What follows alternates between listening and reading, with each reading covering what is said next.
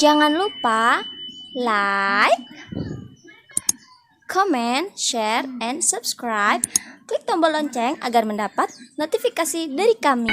Bye-bye. Assalamualaikum guys, kali ini kita akan memberi makan yaitu spesies ular dalam keluarga Boidae. Spesies ini ditemukan di Pulau Papua dan Kepulauan Bismarck. Mana pohon ini atau lebih dikenal dengan nama buah pohon Papua mempunyai panjang bisa mencapai 1 meter, tidak berbisa dan tidak agresif. Untuk warna tubuhnya biasanya banyak keberagaman, yaitu warna orange, merah, coklat, atau kelabu kecoklatan. Biasanya hidup di dahan pepohonan, namun sering juga ditemukan di tanah dan aktif pada malam hari. Untuk mangsa utamanya adalah kadal kecil, cicak, dan mamalia kecil. Untuk jenis ular ini berkembang biak dengan cara melahirkan anak-anaknya dengan jumlah bisa sampai 10 ekor.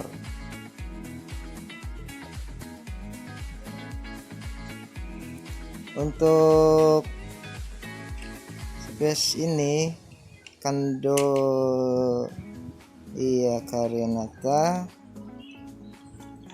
juga sering ditemukan beraktivitas di tanah, walaupun untuk tinggalnya biasanya di atas pohon.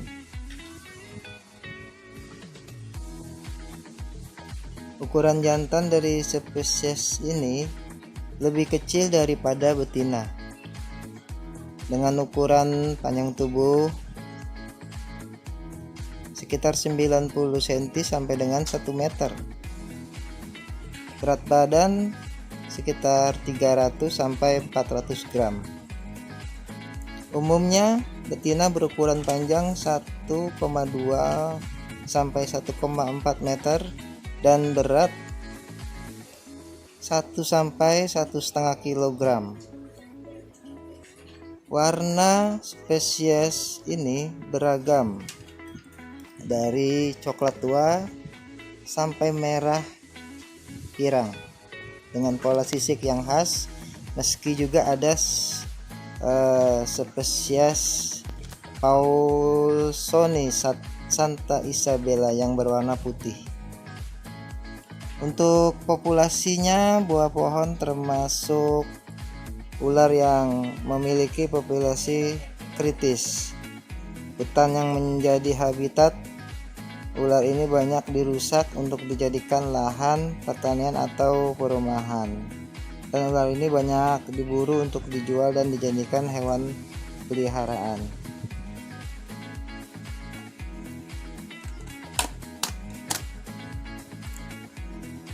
Untuk makanannya biasanya kita berikan tikus putih. Di sini ada 4 tikus putih, tapi biasanya untuk makan diberi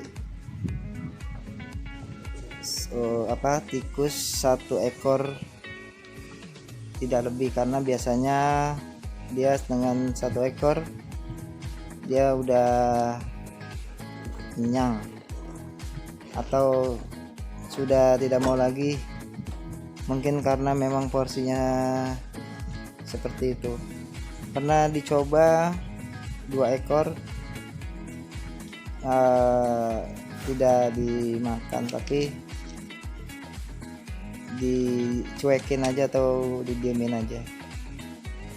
Nah, itu kita bisa lihat hasil strike-nya itu sangat tepat sekali sampai tikusnya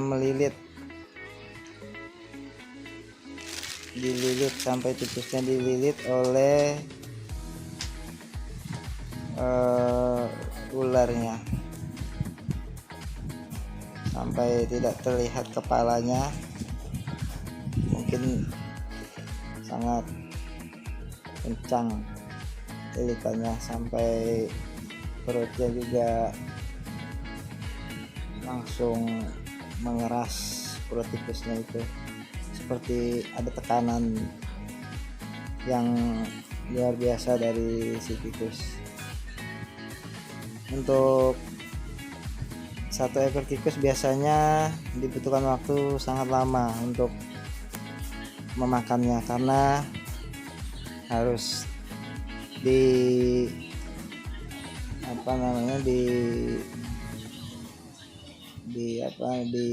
dimatikan dulu sampai tidak ada napasnya, sampai tidak berdaya, mungkin baru dimakan. Untuk prosesnya juga di sini hal yang sangat wajar, karena biasanya untuk ular memakan makanannya dengan cara dililit sampai tidak berdaya.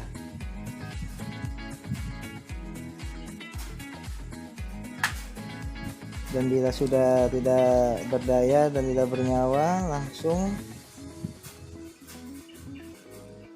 segera ditelan dengan cara seperti ini, yaitu dicari kepalanya. Walaupun di sini mulut ular ini sangat kecil, apabila sudah menemukan mangsa yang lebih besar dari mulutnya, akan menyesuaikan sesuai ukuran yang dia dapat. Seperti ini dia cara memakannya, dengan cara melebarkan mulutnya sampai rahangnya juga menjadi lebar.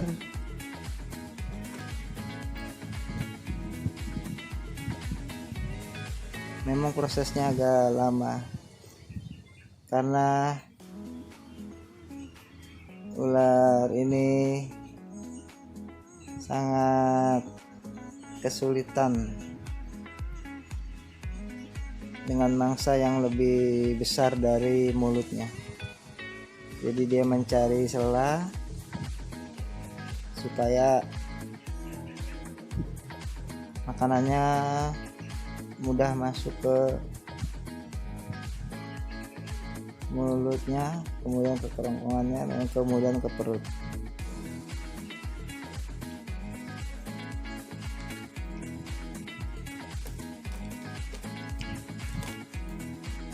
Dengan cara seperti ini ular memakan mangsanya.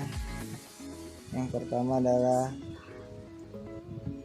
dengan cara dililit, yang kedua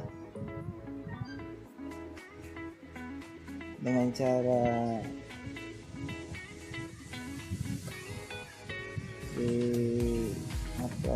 di mangsa mungkin seperti ini, tapi biasanya dililit, dimatikan dulu. Nah, ini dia ularnya sudah menemukan posisi yang pas, dan ukuran tikus ini juga besar ya, sampai kesulitan dia memakannya.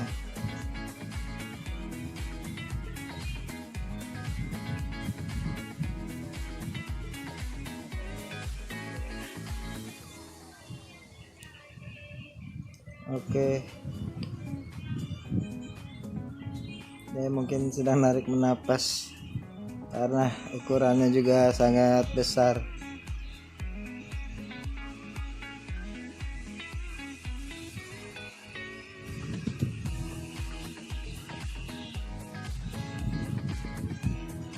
Sampai tidak bisa bergerak lagi. Mungkin membutuhkan waktu yang lama, sekitar 10 menit. Biasanya tikus tersebut sudah berada di dalam perut. Nah, itu reaksinya dia adalah memutar balikan tikusnya lagi supaya posisinya pas di kerongkongan. Nah, itu untuk lehernya juga jadi membesar mengikuti apa yang akan masuk ke dalam mulutnya.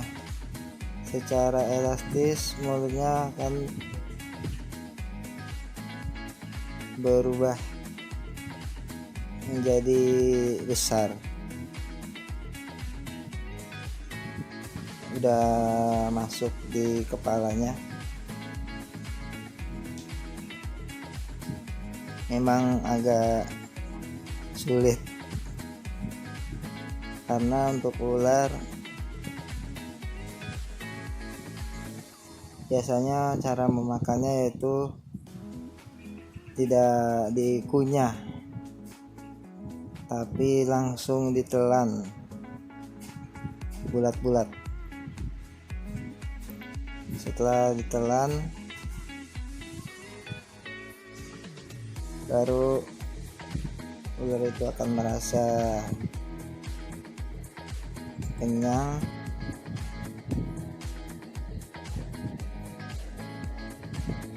dan biasa kalau sudah merasa kenyang ular itu akan seperti tidur, tidak ada gerakan seperti sedang istirahat. Tapi biasanya ular kalau sedang istirahat atau diam, dia kalau tidak habis makan atau dia sedang tidur.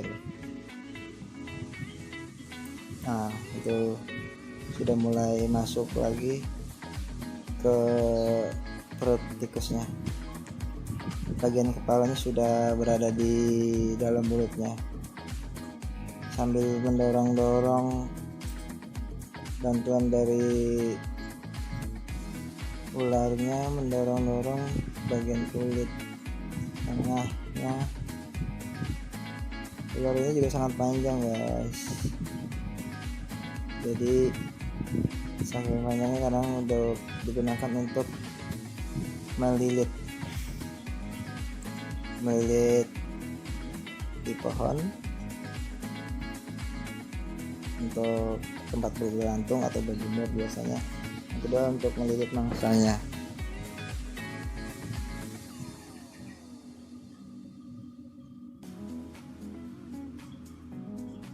Kalau dilihat ular ini hampir memiliki corak seperti Grand Tree Python atau disebut dengan sanca hijau, karena terdapat bintik-bintik di badannya dan juga aktivitasnya seperti Grand Tree Python, yaitu di atas pohon.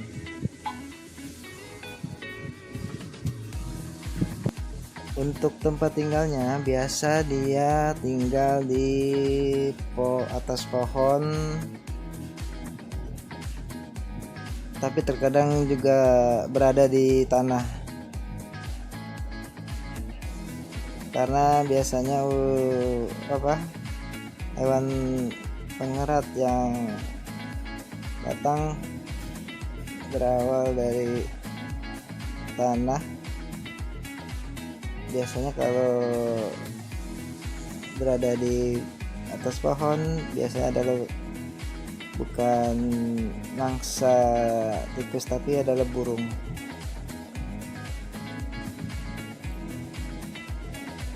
Oke, untuk makanannya juga sudah hampir habis, tinggal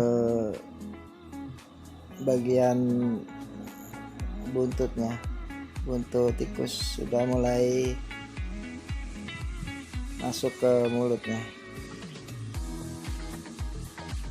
Untuk bagian leher ular juga di situ sudah menjadi lebar, membesar, mengikuti mangsa yang masuk ke mulutnya. Secara perlahan-lahan tikus tersebut akan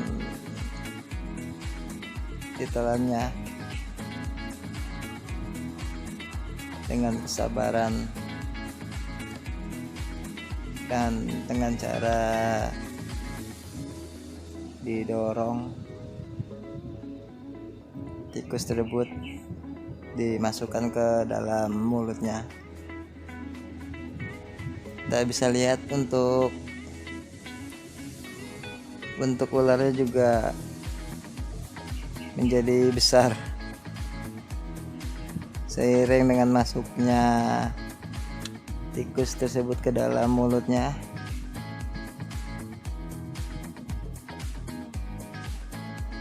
Secara otomatis kulitnya melebar atau membesar. Dibutuhkan waktu cukup lama juga untuk proses ini.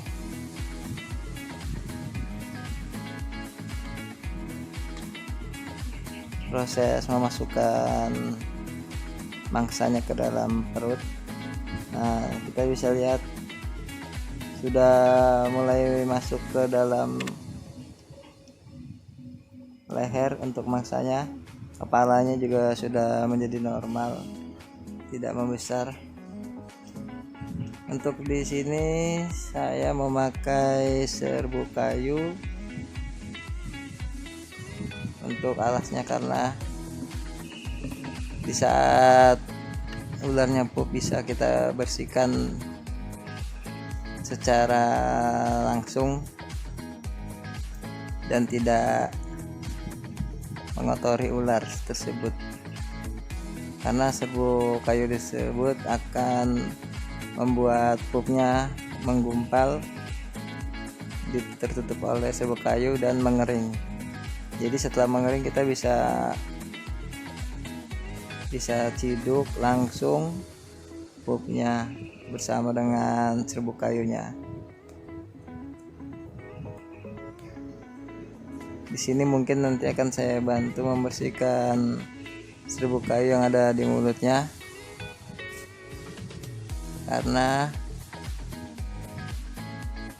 kalau menggunakan alas lain seperti koran juga bisa sih, tapi untuk serbuk kayu ini bisa menghilangkan bau pup pada ularnya, jadi membuat kandang lebih bersih. Apabila ada kotoran, serbuk kayu itu akan menggumpal dan akan menutupi bau dari pup ular tersebut.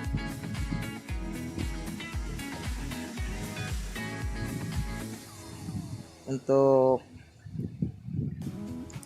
persediaan minum untuk semua jenis ular itu biasanya secara langsung sudah harus disediakan, karena ular tersebut suatu waktu juga bisa berendam, bisa untuk minum, sedangkan untuk minum dia setiap saat. Tapi bila untuk makan, biasanya ular ini saya beri makan setiap seminggu sekali 1 ekor tikus putih. Sekalian saya bersihkan kandang. Dan biasanya setelah pemberian makan, pup itu akan keluar dalam waktu 3 hari. Setelah 3 hari nanti akan dikeluarkan pupnya. Di situ kita bisa cek kebersihan kandangnya, yaitu dengan cara mengambil pupnya agar ular tersebut steril dari bakteri-bakteri.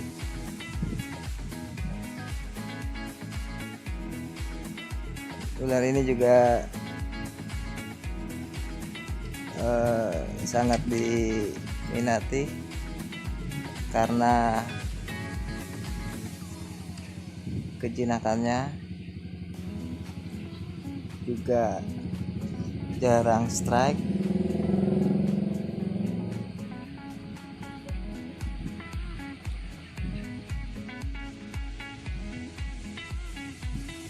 Kalau memang ular tersebut strike, mungkin karena merasa terancam.